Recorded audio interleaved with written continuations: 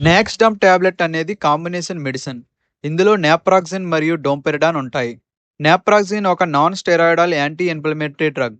ఇది నొప్పి మరియు వాపు కారణమయ్యే పోస్టోగ్రానిన్ అనే రసాయనాల తయారీని తగ్గిస్తుంది. డోంపెరిడాన్ ఒక యాంటీ ఎమిటిక్ మెడిసిన్. ఇది వికారం మరియు వాంతులను తగ్గించడంలో సహాయపడుతుంది. ఈ రెండు మందులు కలిసి ముఖ్యంగా మైగ్రేన్ తలనొప్పితో పాటు వచ్చే వికారం, వాంతులను నివారించడానికి ఉపయోగిస్తారు. యూజెస్: మైగ్రేన్ తలనొప్పి చికిత్సకు ఉపయోగిస్తారు. మైగ్రేన్తో పాటు వచ్చే వికారం మరియు వాంతులను తగ్గించడానికి ఉపయోగిస్తారు.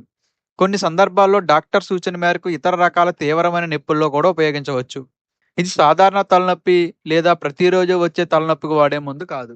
డోసేజ్: మైగ్రేన్ లక్షణాలు ప్రారంభమైన వెంటనే ఈ టాబ్లెట్ తీసుకుంటే మంచి ఫలితం వచ్చే అవకాశం ఉంటుంది. డాక్టర్ సూచించిన మోతాదులోనే టాబ్లెట్ వాడాలి.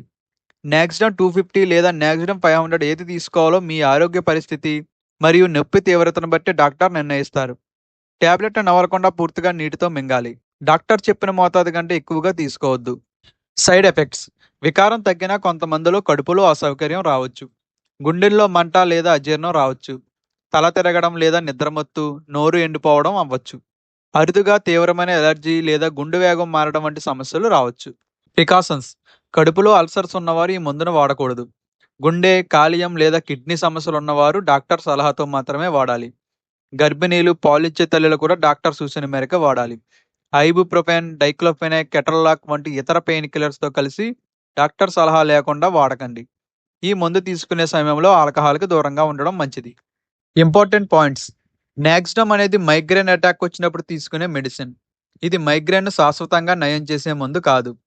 నెలలో తరచుగా మైగ్రేన్ వస్తుంటే ప్రతిసారి పెయిన్ కిల్లర్ తీసుకోవడం కంటే న్యూరాలజిస్ట్ను సంప్రదించడం మంచిది. తరచుగా పెయిన్ కిల్లర్స్ వాడడం వల్ల మెడికేషన్ ఓవర్ యూజ్ హెడేక్ అనే సమస్య వచ్చే అవకాశం ఉంది. మైగ్రేన్ తగ్గించడానికి సరిపడే నిద్ర, తగినంత నీరు తాగడం, ఒత్తిడిని తగ్గించుకోవడం మరియు మీకు మైగ్రేన్ను ప్రేరేపించే కారణాలు గుర్తించి వాటిని నివారించడం కూడా చాలా ముఖ్యం. ఈ వీడియో ఆరోగ్య అవగాహన కోసం మాత్రమే. మందులు ఎప్పుడూ డాక్టర్ సూచించిన విధంగానే వాడండి. ఇలాంటి ఉపయోగకరమైన మెడిసిన్స్ వీడియోస్ కోసం తెలుగు మెడిసిన్స్ ఛానల్ను సబ్స్క్రైబ్ చేయండి.